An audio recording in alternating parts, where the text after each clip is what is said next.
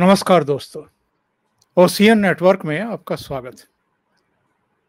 4 साल पहले 5 अगस्त 2019 को मोदी सरकार ने जम्मू कश्मीर का स्पेशल स्टेटस समाप्त कर दिया था।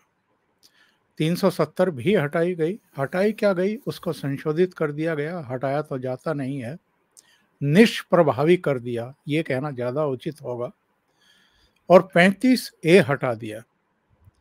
और उसके बाद से जम्मू कश्मीर में कितने बड़े बदलाव आए हैं, आप इसी से अंदाजा लगाइए कि विगत वर्ष करीब 2 करोड़ पर्यटक वहां पहुंचे थे। बहुत बड़े पैमाने पर जो ऑपरेशन चलाए गए हैं उसका नतीजा है कि न केवल घाटी बल्कि भारत के दूसरे हिस्सों में भी अब आतंकवादी हमले नहीं हो रहे हैं। इनके सरगना, इनके हिमायती, इनका वित्त पोषण करने वाले, वो सब या तो ठिकाने लगाए गए हैं या उनको गिरफ्तार कर लिया गया है, और बहुत सारे कदम उठाए गए हैं, उन पर आज चर्चा करेंगे।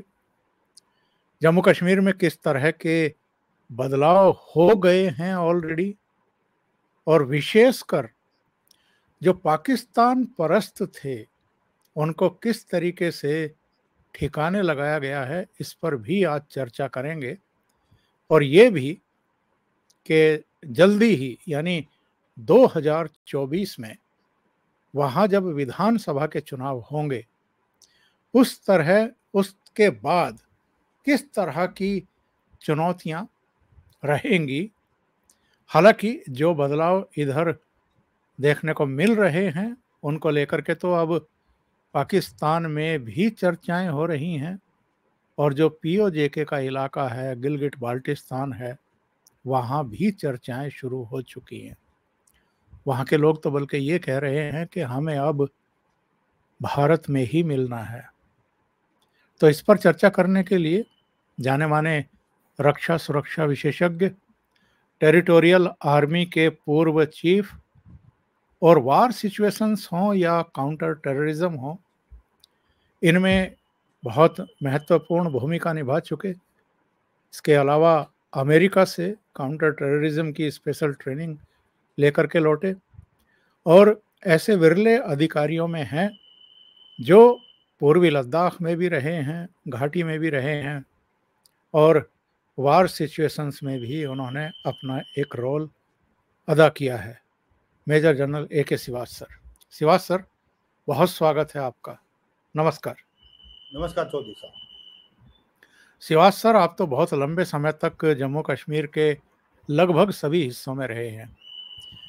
उस समय का जम्मू कश्मीर और आज का जम्मू कश्मीर, किस तरह का अंतर आप देख रहे हैं? हाँ बिल्कुल, सच्चाई है चौधरी साहब। आज और जो पहले का जम्मू कश्मीर है उसमें बहुत बदलाव है। पहली बात तो अब आज का जम्मू कश्मीर बिल्कुल इंटीग्रेट हो चुका है भारत के दूसरे हिस्सों की तरह। जैसे दूसरी स्टेट हैं बिल्कुल वैसे ही, यूँ तो वो यूनियन टेरिटरी है जम्मू एंड कश्मीर और लद्दाख, मगर जिस प्रकार से हर चीज़ जो लागू है बाकी स्टेट्स में वो भी उनमें लागू है। दूसरा जो सबसे इम्पोर्टेंट चीज़ हुआ है कि डेवलपमेंट को देख के बड़ी खुशी होती है कि आज से मैंने करीब 50 साल से मैं इसको जम्मू कश्मीर को बड़े नज़दीक से देख रहा हूँ। मेरे 6 टेन्योर हुए हैं। मुझे कश्मीर घाटी में भी, रजौरी पुंछ के अंदर, फिर सांबा के अंदर, फिर लद्दाख के अंदर। मगर जो मैंने अब देखा है, मैं 3-4 बार लास्ट 4 साल में भी चला गया हूँ। बहुत खुशी होती है जब देखते हैं जम्मू एंड कश्मीर की प्रोग्रेस। आज वहाँ पर डेवलपमेंट इतनी हो चुकी है कि ऐसा लगता है कि अगर को मापदंड की तुलना हो भारत के दूसरे प्रांतों के साथ, जब जम्मू एंड कश्मीर भी प्रांत बन जाएगा आने वाले समय में इलेक्शन के बाद, तो ऐसा लगता है कि पहले 5 जो प्रांत है उनके अंदर स्थान होगा। अगर आप देखें सबसे पहले इसका इंफ्रास्ट्रक्चर क्या क्या बदला है। सड़कों का जाल बिछ गया है। जहाँ पर चौड़ी सड़कें नहीं थी, चौड़ी सड़कें हुई हैं। आज की तारीख में मेट्रो है, वो जो रेल लाइन है वो आपकी जो अनंतनाग से बारामूला जा रही है, अभी कुपवाड़ा की तरफ भी काम चल रहा है, और फिर वो उधमपुर से जोड़ी हुई है। दूसरी इम्पोर्टेंट चीज है कि आज IIM, medical college, engineering college और डिग्री कॉलेज बहुत बन गए, कम कम 7-7, 8-8 बन गए। जब पहले क्या होता था कि जम्मू और कश्मीर से बच्चे पढ़ने जाते थे दूसरे स्टेट में, IIM में, इंजीनियरिंग कॉलेज में, मेडिकल कॉलेज में, आज दूसरे प्रांतों से जम्मू और कश्मीर में बच्चे पढ़ने आ रहे हैं। ये बदलाव बहुत इंपॉर्टेंट है, ये जो बात। उसके बाद हो क्या रहा है कि जिस प्रकार से टूरिज्म हुआ है, बहुत इंपॉर्टेंट बात आपने बताई, प्रधानमंत्री ने भी ये बोला कि 2 करोड़ के करीब करीब टूरिस्ट आए हैं। एक बहुत सबसे इम्पोर्टेंट चीज़ है, ये G20 की मीटिंग हुई थी यहाँ पर, वो बहुत ही सराहनीय रही, और जो वहाँ से डेलीगेट्स आए थे दूसरे देशों से, वो इस चीज़ को लेके गए हैं कि भाई आज जो अमन और शांति कश्मीर घाटी में इतनी तो कहीं भी नहीं, अगर कहीं पर स्वर्ग है तो वो कश्मीर घाटी में। तो अभी तक जो कंट्रीज ने एक प्रकार से एडवाइजरी लगा रखी थी और जिसके कारण फॉरेन टूरिस्ट नहीं आते थे, अब उसमें बदलाव आएगा, क्योंकि वो वापस गए हैं, बहुत अच्छा फीडबैक दिया उन्होंने। तो मुझे लगता है आने वाले समय में ये जो 2 करोड़ हैं, ये 4 करोड़ होने वाले हैं, क्योंकि बहुत ज़्यादा टूरिस्ट आएंगे। और आज की तारीख में आपको किसी होटल में जगह नहीं मिलती है, आपके पास horticulture industry, tourism industry, cottage industry, ये बहुत अच्छा कर रही है। अब जो एप्पल, पहले क्या होता था वहाँ पर अगर कोई स्ट्राइक होगी या सड़क बंद होगी तो एप्पल वहीं सड़ जाता था। आज वो बहुत बड़े बड़े गोदाम बन गए हैं, हॉर्टिकल्चर के सेंटर बन गए हैं। और सच्चाई ये है कि आज एक ऐसा माहौल लग रहा है कि जैसे फेस्टिव का माहौल होता, पूरा कश्मीर घाटी एक तरफ ऐसी लग रही है कि उन्नति की तरफ जा रहा है। सबसे इम्पोर्टेंट चीज जो हुई है, जब कहते हैं ना कि आज हम सोचते हैं कि वहां पर इलेक्शन नहीं हुए हैं, हाँ होंगे, क्योंकि अभी डिलिमिटेशन का प्रोसेस खत्म हुआ है और अब एक बिल भी पास होना पार्लियामेंट में, जिसके तहत जो कि कश्मीरी पंडित हैं उनको भी जगह मिलेगी, बाकी POJ के से जो सीटें हैं उनको भी एक प्रकार से रेगुलाइजेशन होगा। तो सच्चाई ये है कि वहाँ पर ग्रास रूट लेवल पे शायद सच्चे मानों में डेमोक्रेसी है, क्योंकि वहाँ डिस्ट्रिक्ट डेवलपमेंट काउंसिल के इलेक्शन हुए, पंचायत इलेक्शन हुए, बहुत सक्सेसफुल हैं, और वहाँ पर जो काम होता है वो पंचायत लेवल पे हो रहा है। तो ये बहुत अच्छी बात है। तो ये मुझे लगता है कि जो ताना बाना बना है, ये पूरा का पूरा जो आज की तारीख में जो डेवलपमेंट हो रही है वो काबिल तारीफ है। दूसरा एक बहुत बड़ी इंपॉर्टेंट चीज हुई स्कूलों में। पहले स्कूल बंद हो जाते थे, आज स्कूल बंद नहीं होते, वहां पर बच्चे स्कूलों में जाते हैं और जो करिकुलम पढ़ाया जाता है वो देश की तरक्की का पढ़ाया जाता है। और सच्चाई ये है कि जो पत्थरबाजी की घटनाएं थी, जहाँ स्कूल के बच्चों का इस्तेमाल किया जाता था गलत, और ये हुर्रियत कॉन्फ्रेंस जिसको हवाला पैसे मिलते थे, और ये बच्चों को एक प्रकार से गलत दिशा में ले जाते थे, आज वो खत्म हो चुका है। NIA ने ये पूरा पैसा चोक कर दिया इनका, और आज हुर्रियत कॉन्फ्रेंस हिस्ट्री बन गई, इसको पता भी नहीं कि कहाँ गए, कैसे गए। और सच्चाई ये है, पत्थरबाजी की घटनाएं बिल्कुल 0% हो गई। आज बच्चे स्कूलों में जाते हैं, ना कि पत्थर फेंकते हैं। और इसी प्रकार से जो रेडिकलाइजेशन चल रहा था साउथ कश्मीर में, मैं ये कतई नहीं कहूंगा कि बिल्कुल खत्म हो गया है, बहुत फर्क आया, करीब करीब अब जो रह गया है वो 5-10% रह गया, उसको भी हमने आगे देखना है। और मॉस्क के अंदर जहां पर लोगों को गलत पढ़ाया जाता था या गलत शिक्षा दी जाती थी, उसमें भी बहुत ज्यादा फर्क पड़ा है। तो सच्चाई यह है कि बहुत बदलाव आया है, बड़ी खुशी हो रही है कि आज वही जम्मू कश्मीर जहां पर आतंकवाद का गढ़ था, आज वो शांति की तरफ जा रहा है, तरक्की की तरफ जा रहा है, डेवलपमेंट। और जब मैं आतंकवादियों की बात करूं, किसी जमाने के अंदर आतंकवादी वहां कम से कम 300, 350, 400 तक थे, जिसमें लश्कर तोबा जैसे मोहम्मद हिजबुल मुजाहिदीन मैंने देखा है 91, 92 में, फिर 99 जब कारगिल के बाद हम वापस कारगिल से आए तब आतंकवाद और फैल चुका था।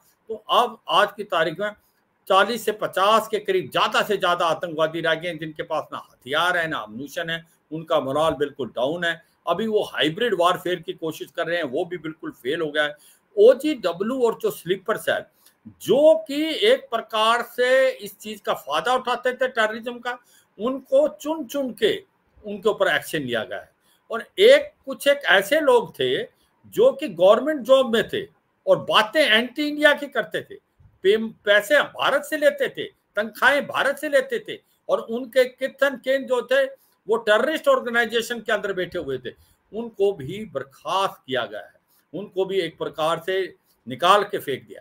तो मैं ये कहूँगा चौधरी साहब, बहुत खुशी हो रही है, जम्मू और कश्मीर आज बहुत ही ज़्यादा डेवलपमेंट की तरफ जा रहा है, प्रोग्रेस की तरफ जा रहा है, टूरिज्म बहुत ज़्यादा हुआ है और वहाँ पर खुशहाली आ रही है, बच्चों पे औरतों पे खुशी का माहौल है। शिवाज साहब, जब मोदी सरकार वहाँ बड़ा स्टेप लेने जा रही थी, बल्कि ले लिया था, तब किस किस तरह की बातें कही गई थी? वहाँ के एक नेता थे, कह रहे थे कि कोई कंधे पर तिरंगा उठाने वाला नहीं मिलेगा। एक ने कहा था कि मोदी चाहे 10 बार प्रधानमंत्री बन जाएं, 370 को तो छू भी नहीं पाएंगे। एक पार्टी के नेता ने कहा था कि वहाँ खून की नदियां बह जाएंगी, लेकिन कुछ नहीं हुआ। वहाँ तो घर घर में तिरंगा लहरा रहा है। लोग अब राष्ट्र की बात करते हैं, भारत की बात करते हैं। इसके अलावा प्रधानमंत्री नरेंद्र मोदी ने इसी कार्यकाल में, दूसरे कार्यकाल में ही 370 और 35 को हटा दिया। कोई खून की नदी नहीं बही वहाँ पर, एक गोली कहीं चलानी नहीं पड़ी है। तो ये जो इस तरह की बातें कर रहे थे, ये लोगों को भड़काने की चेष्टा कर रहे थे, वोट बैंक की पॉलिटिक्स कर रहे थे, या इनका जमीन से कोई लेना देना ही नहीं है? ये जानते ही नहीं है कि जो जम्मू कश्मीर का आम आवाम था वो तो टेररिज्म से तंग आ चुका था। हाँ बिल्कुल, जो आपने बात बताई चौधरी साहब, ये सभी बातें सच है। पहले तो वो पॉलिटिक्स कर रहे थे, दूसरा उनका ग्रास रूट लेवल पे जो कनेक्शन था वो हट चुका था। वो अपनी बात सोचते थे, उनको ये नहीं पता था असली में आवाम क्या चाहता है। आवाम शांति चाहता है, आवाम खुशहाली चाहता है। तो ये एक प्रकार वोट बैंक पॉलिटिक्स की तरफ जा रहे थे, इनको कुछ नहीं पता था ग्राउंड पे क्या, और आज भी इनको कुछ नहीं पता, चाहे वो कोई से परिवार से है, क्योंकि कुछ एक परिवार कश्मीर घाटी के अंदर भी उन्होंने जो कार्रवाई कर रहे हैं, और उन्होंने बेड़ा गर्क कर दिया है जम्मू और कश्मीर का। आज आप देखो कश्मीर कहां से कहां पहुंच गया है। और सच्चाई यह है कि जो बड़े बड़ी बातें कर रहे थे कि भारत के झंडे को कंधा देने वाला नहीं मिलेगा, कोई नहीं इसको उठाएगा, खून की नदियां, आज वहां खून की नदियां नहीं, वहां पर दूध की नदियां बह रही, वहां पर खुशहाली है, वहां पर तरक्की का माहौल है, वहां पर बच्चों के अंदर एक प्रकार से आप देखो एक फूल की तरह खिल रहे हैं बच्चे।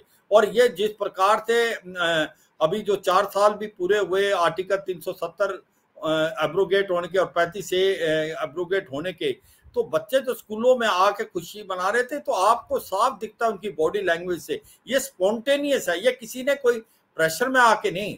तो ये सच्चाई है कि आज एक बदला हुआ जम्मू और कश्मीर है, और ये ऐसा जम्मू और कश्मीर है कि जो तरक्की की तरफ जाए।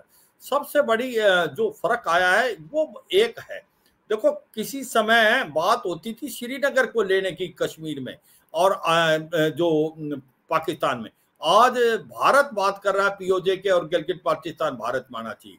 और उसकी वजह है क्योंकि वहां पर लोग बहुत परेशान हैं। वहां पर जो पीओजे के अंदर है, चाहे वो मीरपुर है, मुजफ्फराबाद है, कोटली है, बेम्बर है, पुंछ है, वहां पर हालात बहुत खराब है। वहां पर जो ना बिजली है ना पानी है, लोगों को पेंशन नहीं मिल रही है, लोग सड़कों पे आ रखे हैं। और वहां पर जो आटा की कीमत जो है 370 रुपए पर केजी है, और जहां वहां बिजली पैदा होती है वो बिजली पहले पंजाब में जाती है, यहाँ 5 गुना ज्यादा महंगी बिजली बनती है। जो इनकी मेन नदी थी नीलम नदी, उसका मुंह मोड़ के इन्होंने पंजाब की तरफ कर दिया। तो शिया पॉपुलेशन जो है गिलगित बाल्टिस्तान में, जो भारत की कारगिल और बटालिक से मिलती हुई है, उनको सेकंड क्लास सिटीजन माना जाता है। और वो जो चाइना पाकिस्तान इकोनॉमिक कॉरिडोर वहां से आया है, लोग उससे परेशान है। वो कहते हैं कि ये बंद होना चाहिए क्योंकि यहाँ पर जो जॉब है वो चीनी कर रहे हैं।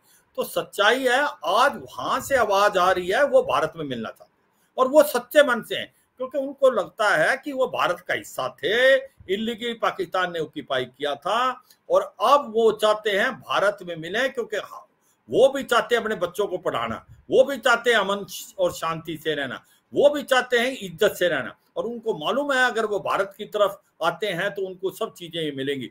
जब उनको पता लगता है कि भारत कितनी उन्नति कर रहा है, ये तो सोशल मीडिया में आप कहीं भी देख लो, लाहौर, कराची, आप इस्लामाबाद, जो जो सोशल मीडिया इतना एक्टिव है, वो सब बता रहे हैं कि प्राइम मिनिस्टर मोदी जैसा अगर हमें भी प्राइम मिनिस्टर मिलता तो हम भी कहीं चलते। मतलब ये है कि आज जो पीओजे और गिलगित बाल्टिस्तान है, जहां से आवाज आती है ये जो वर्दी है इसके पीछे दहशतगर्दी है, हम भारत का हिस्सा बनना चाहते हैं, मुझे लगता है अब भारत को उसकी तरफ ध्यान देना चाहिए और आने वाले समय में पीओजे और गिलगित बाल्टिस्तान भारत का हिस्सा बनना चाहिए। और इसके लिए उनको कुछ एक सीटें छोड़नी चाहिए अभी जो असेंबली इलेक्शन में, क्योंकि रेजोल्यूशन पास हो रखा है 1994 का हमारे पार्लियामेंट में कि पूरा का पूरा जम्मू एंड कश्मीर भारत का हिस्सा है। जो सीटें छोड़ी जाती हैं 26 सीटें जो असेंबली में, उनको भरा जाए। अब जब असेंबली इलेक्शन होते हैं और उसके बाद जब टाइम आए पीओजे और गिलगित बाल्टिस्तान को भारत का हिस्सा बनाना चाहिए, क्योंकि अब भारत नहीं, आवाज पार से आ रही है और वो मिलना चाहते हैं। मुझे लगता है ये एक बहुत इंपॉर्टेंट दिशा। दूसरा, हम एक बार भूल जाते हैं एक बात को कि ये कश्मीर घाटी में ही डेवलपमेंट नहीं हुई है, ये डेवलपमेंट जम्मू के इलाके में भी काफी हुई है। अब बहुत ज्यादा इलाका कठुआ, सांबा, आपका जम्मू, रजौरी, पुंछ, डोडा, किश्तवाड़, इस इलाके में भी बहुत ज्यादा खुशहाली और डेवलपमेंट हुई है। और जिस प्रकार से ये बनिहाल टनल को बड़ा बना के इसको 24/7 कर दिया, जोजिला टनल बन रही है, वो बड़ी इंपॉर्टेंट है। मैं सबसे ज्यादा खुश हूं कि जिस प्रकार से लद्दाख के इलाके में तरक्की हुई है, क्योंकि पहले लद्दाख जो था 4-5 महीने ही कनेक्टेड था श्रीनगर से, उसके बाद वो बंद हो जाता था। आज वहां पर जो टनल बन रही है जोजिला में, उससे 24/7 कनेक्टिविटी हो जाएगी। दूसरी जो कनेक्टिविटी हो रही है कुल्लू मनाली से, जो रोहतांग पास में एक टनल बन गई है, एक दूसरी और टनल बननी है, जिसके कारण आपका पूरा का पूरा जो लेह है वो दोनों तरफ से 24/7। तो जो इस बार आप लद्दाख के अंदर भी रिकॉर्ड टाइम का टूरिज्म आया है, जिस प्रकार से कश्मीर घाटी में आया है, और वहां पर भी बहुत ज्यादा स्कोप है, क्योंकि जो लद्दाख है वो देखने लायक है। वहां पर चाहे वो वेस्टर्न लद्दाख है या ईस्टर्न लद्दाख है या नुब्रा वैली है, वो भी एक प्रकार से टूरिस्टों के लिए खोला जा रहा है। तो मुझे लगता है वहां पर भी डेवलपमेंट बहुत ज्यादा जोरों से हुई है और वहां पर भी लोग बहुत खुश हैं। तो चाहे वो जम्मू एंड कश्मीर है, चाहे वो कश्मीर वैली है या लद्दाख का एरिया है, हर जगह बहुत ही ज्यादा तरक्की और उन्नति हुई है इन 4 सालों में। चौधरी साहब। शिवाज साहब, जम्मू कश्मीर को लेकर के, वहाँ मानव अधिकारों को लेकर के, सेना को लेकर के, तथाकथित ज्यादती को लेकर के दुनिया भर में प्रोपेगेंडा फैलाया जाता था। खास तौर से जो पश्चिम का मीडिया है उसको उस प्रोपेगेंडा के चलते जो है कई बार उनमें देखने को मिलता था कि भारत के खिलाफ, खास तौर से जब से मोदी सरकार आई है तब से कुछ ज़्यादा ही आक्रामक अंदाज में जम्मू कश्मीर के बारे में कुछ भी प्रकाशित और प्रसारित किया जाता था। लेकिन इन 4 सालों में हम ये देख रहे हैं कि चाहे ओआईसी हो, ओआईसी के कुछ देशों को छोड़ दीजिए जो जिनका प्रोपेगेंडा कुछ दूसरे ही निजी हितों को की वजह से चलता रहता है, पर ओवरऑल अगर देखें तो 57 देशों का जो ये संगठन है उसमें पाकिस्तान पूरी तरीके से अलग थलग पड़ा है। अंतर्राष्ट्रीय स्तर पर भी उसको किसी का सहयोग नहीं मिला है, समर्थन नहीं मिला है। और उसकी हालत क्या हुई है जम्मू कश्मीर नीति को लेकर के या अपनी अंदरूनी गलत नीतियों को लेकर के, कि वो कभी चीन के सामने कटोरा लेकर के भीख मांगता है, कभी यूएई के सामने खड़ा मिलता है, सऊदी के सामने, अमेरिका के सामने, टर्की के सामने गिड़गिड़ाता रहता है। ये नौबत आज उसकी हो गई है। यानी पाकिस्तान ने कश्मीर को अगर तूल देने की कोशिश की तो वो खुद बर्बाद हो गया। और जिन आतंकवादी संगठनों के कंधों पर बंदूक रख करके वो भारत को ब्लैकमेल करना चाहता था, अब तो वो आतंकवादी संगठन और उनके सरगना भी बिलों में घुस करके किसी तरीके से अपनी जान बचा रहे हैं। हाँ बिल्कुल, ये सच्चाई है कि पाकिस्तान तो खुद आतंकवाद का गढ़ है। और उसने इसी हिलेरी क्लिंटन जब 2013 में आई थी पाकिस्तान में, तो उसने बोला था कि अगर आप अपने कोर्टयार्ड में सांप पालेंगे और ये सोचेंगे कि ये सांप आप आपके नेबर को डसेंगे, एक दिन वो आपको भी डसेगा। तो पाकिस्तान में तो वो समय आ गया, तहरीक तालिबान पाकिस्तान अब बहुत बोल्ड हो रखा है। जिस प्रकार से आतंकवादी घटनाएं हो रही हैं, इस्लामिक स्टेट, खोरासन भी, अल कायदा भी, जो तालिबान गवर्नमेंट आई थी अफगानिस्तान में, जब घी के दिए जलाए जा रहे थे, आज उनको पता चला कि टेररिज्म क्या होता है। और सच्चाई यह है कि जब तक पाकिस्तान गुड और बैड टेररिस्ट का फर्क नहीं बंद करेगा, तब तक पाकिस्तान के अंदर शांति आ ही नहीं सकती। पाकिस्तान टूटने के कगार पे, वो फाइनेंशियली आपने ठीक बोला कि $186 बिलियन का कर्जा है, कटोरा लेके जा रहे हैं कि कुछ पैसे मिल जाएं। और वो लोन जो IMF ने दिया है वो भी अमेरिका की बनते हैं, या इनको फाइनेंशियल एक्शन टास्क फोर्स से ग्रे लिस्ट से निकाला है। और ये सच्चाई है कि ये लश्कर तोबा जो कि भारत के अगेंस्ट भेजते हैं आतंकवाद, उनको गुड टेररिस्ट बोलते हैं, और तहरीक तालिबान पाकिस्तान जो इनको एक प्रकार से मार रहा है, उसको बैड टेररिस्ट। तो सच्चाई है, पाकिस्तान जो है एक ऐसा देश है जिस पे भरोसा नहीं किया जा सकता। अभी भी मैं ये कहता हूं कि जब भारत के जम्मू कश्मीर में खुशहाली आ रही है, कोई अब ये जो किसी जमाने के अंदर आतंकवाद के साथ साथ ह्यूमन राइट वायलेशन की भी बात होती थी जम्मू और कश्मीर में, अब वो बात पुरानी होगी। अब कोई उसको सुनता नहीं है, कोई तबूज नहीं देता है पाकिस्तान को। आप एक चीज का यकीन करें, जब OIC की मीटिंग चल रही थी इस्लामाबाद में, उसी समय सऊदी अरेबिया और UAE की एक टीम बैठी हुई थी श्रीनगर में, जो इन्वेस्टमेंट के लिए समझौता करने आई थी, और वो कर गए $3 बिलियन का, जो कि वो टूरिज्म इंडस्ट्री में लगाएंगे, मॉल बनाएंगे। तो ये सच्चाई है कि ये खोखले जो तरीके थे पाकिस्तान के, वो एक्सपोज हो गए। Pakistan is completely expose. मगर मैं फिर ये कहूंगा कि पाकिस्तान एक ऐसा देश है जिसपे भरोसा नहीं। अभी भी वो K2 पे चला हुआ है कश्मीर और खालिस्तान मूवमेंट के लिए। वो ड्रोन से ड्रग्स भेज रहा है, अम्यूनिशन वेपन भेज रहा है, चाहे वो पंजाब में, चाहे वो आप ये को IB सेक्टर है जो कि जम्मू कश्मीर का, और इवन LC पे। तो पाकिस्तान अपनी पूरी कोशिश करेगा मरते मरते भी भारत को के अंदर आतंकवाद फैलाने की। मगर ये अलग बात है कि अब भारत ज्यादा अच्छा तैयार है, भारत का PR बहुत अच्छा है। भारत के आज रिलेशनशिप इतने अच्छे हैं दूसरे देशों से प्राइम मिनिस्टर मोदी के आने के बाद, कि आज वो एक सबसे बड़े लीडर बन के उभरे हैं वर्ल्ड के। और भारत की इकोनॉमी आज 5th लार्जेस्ट है, जो कि $3.5 ट्रिलियन हो गई है, और $3.75 ट्रिलियन, और वो आने वाले समय में 3rd लार्जेस्ट बनेगी 2026-27 तक, जबकि $5 ट्रिलियन की इकोनॉमी हो जाएगी। तो भारत एक उभरता हुआ भारत है, भारत एक बढ़ता हुआ है। आज भारत की रिस्पेक्ट है। भारत एक ऐसा देश है जो आज कुछ एक दिनों के अंदर भारत का चंद्रयान वो लैंड करेगा मून पे, जो कि 2-3 कंट्री हमारे से पहले कर चुकी हैं, और वो भी साउथ पोल पे करेगा, जहां आज तक किसी का नहीं किया। तो ये सच्चाई है, भारत एक बहुत ही आगे निकल चुका है पाकिस्तान से। मगर पाकिस्तान एक ऐसा आतंकवाद देश है, उसके ऊपर भरोसा नहीं कर सकते, तो इसलिए हमें चौकन्ना तो रहना पड़ेगा। मगर ये सच्चाई है, आज पाकिस्तान को कोई भी सीरियसली नहीं लेता वर्ल्ड के अंदर। OIC में भी इसको कोई नहीं सुनता है, और सबको पता है ये OIC के जितने भी मेंबर हैं, उनके सबके भारत से बहुत अच्छे रिलेशन है। एक्सेप्ट आप एक पाकिस्तान को छोड़ दो, और किसी हिसाब से टर्की छोड़ दो। टर्की भी एक ऐसा देश है, जब उसका अर्थक्वेक आया था तो सबसे पहले भारत ही था जिसने सारी मदद भेजी थी। मगर वो अलग बात है, ऐसे देश भूल जाते हैं। मगर ये सच्चाई है कि आज भारत जो है एक ऐसा देश है जिसकी मान्यता पूरे वर्ल्ड में है, और पाकिस्तान एक ऐसा देश है जो टेररिज्म के साथ लगाव पे है। अगर कहीं टेररिज्म की बात होती है तो पाकिस्तान का नाम आता है। चौधरी साहब, बहुत बहुत धन्यवाद शिवाज सर, ये बात बिल्कुल सही है।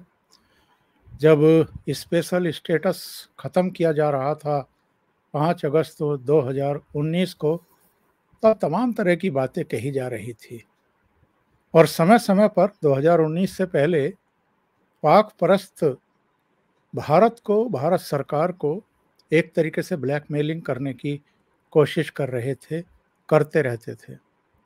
लेकिन इन 4 सालों में बहुत कुछ बदल चुका है। जम्मू कश्मीर की नदियों में बहुत पानी बह चुका है। पूरी दुनिया का नज़रिया चेंज हो रहा है।